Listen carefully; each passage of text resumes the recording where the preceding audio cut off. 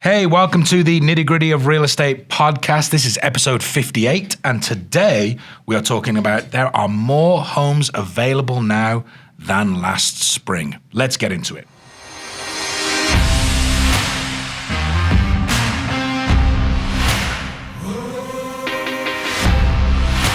All right, Tom, we are back again, episode 58 of the Nitty Gritty Real Estate podcast. Yeah, man.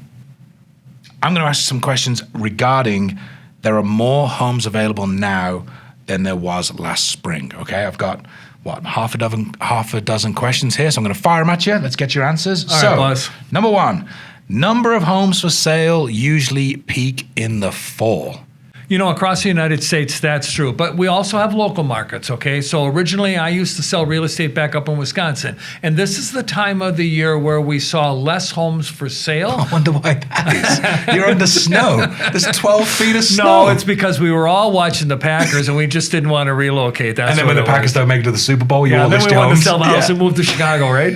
All right. So, but in general, the fall is when more homes come on the market. Believe it or not. Okay. And part of the reason why, as real estate agents, we like to see that is what happens in the falls. We have Halloween, Thanksgiving, Christmas, Hanukkah, Kwanzaa, all the holidays that are coming up. And what does your house look like when it's dressed up? It looks like your wife, Christmas right? threw How up. do I look, honey? Yeah. You look great, right? Looks like the Griswolds.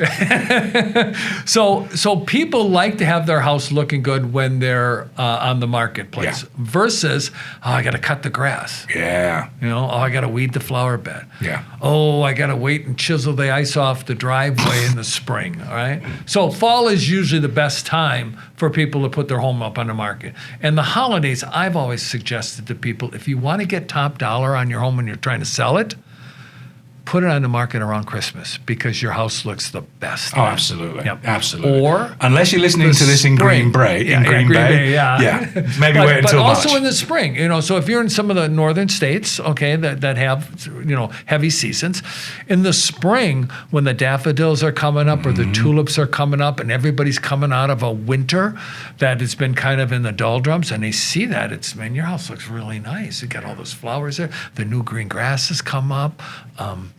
You know, that's warm, fresh stuff. Yeah. People buy on emotion. And people come out of that hibernation state of Christmas where some people do hibernate. They go to visit family. They stop looking. They stop thinking about home buying.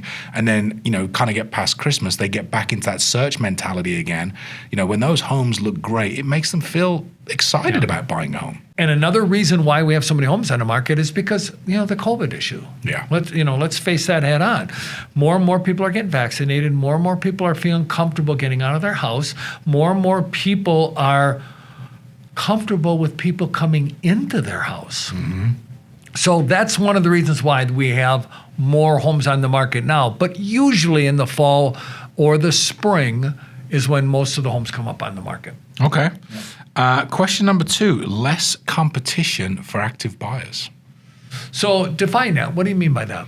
Well, are you seeing, especially in the spring, fall and spring, are we seeing less offers? Like maybe you're only getting 1 or 2 offers on a property over an extended period of time versus, you know, back in the summer of this year, we're getting 27 offers in 48 hours. Now, I know there's a shift in the market. Yep.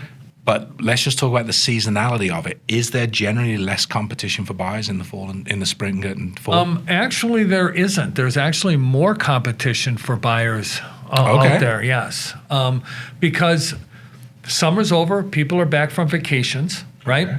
And now the kids are in school, and the parents are like, you know, we really should think about moving. Okay. So the amount of homes on the market versus the amount of buyers on the market. So the inventory is less. Right. For the buyers, not for the sellers. The buyers there's less inventory for the buyers out there. Hey everyone, we want to interrupt this episode to let you know that we are a Keller Williams Southern Arizona franchise. Also, we are licensed realtors practicing equal housing. Now, let's get you back to the podcast. Okay. Question here, market is still competitive for buyers. So that's just what we talked about. Yeah. There's still going to be buyers out there. Yes. You know, it's not going to be as crazy in the summer. And like we mentioned, people may be out of town. If you're in a town or a city like Tucson where we have seasonal residents too, we have a lot of snowbirds. Those snowbirds may not come down this year. So we may have lost a handful of buyers there. But again, with rates being as low as they are, they're pulling other buyers into the marketplace, right? Yeah. We had very little snowbirds last year. And so and a lot of those snowbirds didn't want to sell their houses either, right? So it was a supply and demand issue again. But this year we have a greater demand for sellers, okay? In other words, and maybe I misspoke that, we have a greater amount of sellers, so we have less of a demand by the buyers, okay? Because they have more to choose from. Gotcha. Okay, so the concept is the market still competitive for buyers? Yes, as you indicated, we may be only getting 1 or 2 offers, and they may not be coming the first day. They may be coming in the first 7 days. Okay, but even if we had the buyers out there, overpricing your home is not a good thing. We see plenty of homes on the market that have been on there for 60, 80, 90, 120 days, and the motivation of the seller is, well, if somebody's going to pay me this crazy money, I'll sell my house. If not, I'll just stay here. So do you think we're going to see sellers receiving less offers that are like waiving inspections, waiving appraisals, coming over asking, giving away the first child, that kind of stuff? Matt, that's a really great question. That was a horrible thing that was happening back in the market. And we, as seasoned real estate agents, we said, let's not put our clients in that arena if we can avoid it. Yeah. Now, here's the deal. If the house is priced so well, right, and it's the one-of-a-kind house, you may say, I'll take a risk of... do whatever it takes to win for the client. Do whatever it takes to win for the client, right? Because it's such a great deal, right? A one-of-a-kind home. But in general, common sense is like, protect yourself, have your home inspections, don't waive that kind of stuff, and there'll be another house to come on the market tomorrow. And that, I think that is in fact, say that again. Say that last sentence again. Okay. There'll be another home that'll come on the market tomorrow. Bingo. So many buyers look at, real estate apps, looking at how many homes are out there, what's on the market, in their price point. Well, there's only 3 and we've looked at them and we don't like the look of them. Maybe we should wait. Next day, hey, we found this house that came on the market last night. Can we go check it out? Sure.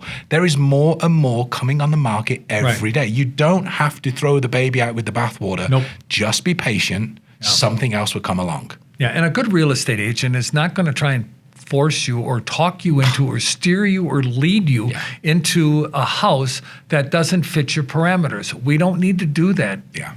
Okay? What we need to do is That's what got us into the mess in 2008 and 9. Exactly. What we need to do is we need to find the right house for you so that when you get that house and you close on it, you have no regrets. Yeah. Yeah. Love that. So the market is changing. People understand that. There's still going to be limited inventory, but not scarcity of inventory like we had. So leading on to that then, with more homes coming on the market, with buyers still being as aggressive as they are, and the buyer pool still being as big as you said it is, are buyers now gaining more of an advantage on sellers where it's a case of, well, listen, Mr. and Mrs. Seller, I don't need to waive my inspections and my appraisals. I'm just going to go wait for your neighbor to list. And are we seeing that where buyers are being more aggressive with a seller, maybe asking for those closing costs again, maybe asking for more repairs or other terms that 6-8 months ago that have thought to themselves, I don't want to even ask for that because there's nothing else for me to buy. Yeah, well, a real good agent who represents the buyer understands the market is changing, okay? Remember in our previous episode, we talked about deceleration. Yeah. Okay. Not depreciation. No, oh my goodness. Deceleration. Deceleration. It's okay, he's just getting used to his new teeth. That's it. Deceleration, and good agents are seeing that. And they're sharing that information with their buyers and saying, look, we don't have to go chasing after this. Let's look for the house that fits your parameters, that makes you feel comfortable. I was working with a buyer just the other day, and I used that exact terminology. I said, look, we don't need to chase this. Yes. Let's wait for the house that you need. You don't need to move right away. Yeah. I love that. No, you're absolutely right. So to recap then, we still have a good buyer pool. Yeah. Okay. We're going to see more homes on the market in the fall and the spring in this local market. Again, Yes. if you're in Green Bay, we'll see you in April. Yeah. Or after the Super Bowl. Or after the Super Bowl when we're all drunk at Lambeau and celebrating a great victory. So we're going to see more homes in the fall and in the spring. This is local to Tucson again. Yep. We're still seeing a competitive market for buyers. Yep. We are seeing potentially less buyers per listing. Yeah, absolutely. That's Okay. not a potential. That's absolute. Yeah, we're not seeing the 27 offers. No. We're seeing 2 or 3. We're seeing sellers are getting less offers where inspections and appraisals and babies are being added into the contract or taken out of the contract. Right. So sellers aren't seeing as aggressive offers anymore. And we're also seeing buyers starting to gain an advantage or at least being able to hold on to a part of the reins in this market where they can ask for more detailed or lengthy repairs or maybe even closing costs or other assets off the seller. Right. Okay. So my friends out there, wherever you are, and I hope we've got some listeners in Green Bay, if you're thinking about buying and selling in real estate, wherever you are, you can reach out to us. We'll connect you with a fantastic agent in your local market, or just reach out to a real estate professional and have a conversation about anything we're talking about. Tom, thank you for your answers and your insight. Man. Thank you for sharing that with us. My friends, we will see you on the next episode 59. Hey, thank you for listening and watching the Nitty Gritty podcast here with the Tom J. Krieger team. If you are thinking about buying a home, selling a home, or even investing in real estate, please reach out to us. We are local here in Tucson, Arizona, but we are also connected to over 4,000 agents across the US. So again, looking to buy, sell, or invest in your hometown, reach out to us and let us connect you.